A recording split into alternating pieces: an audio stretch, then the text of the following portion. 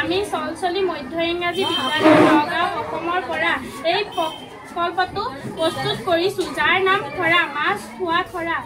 মূলতে মাছ ধৰিবলৈ ব্যৱহাৰ কৰা এক প্ৰকাৰৰ সঁজুলি বুজায়, যিটো বাঁহেৰে নিৰ্মিত আৰু কলহৰ দৰে আকৃতিৰ।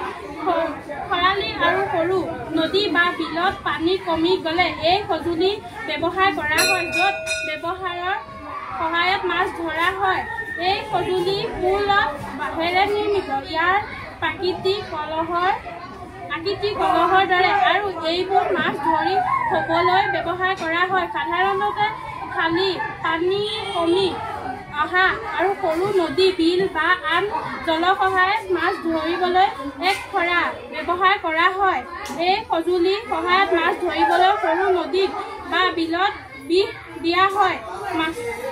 মাছ ধৰিবলৈ খৰা আৰু খালৈ আদি সঁজুলি ব্যৱহাৰ কৰা হয়।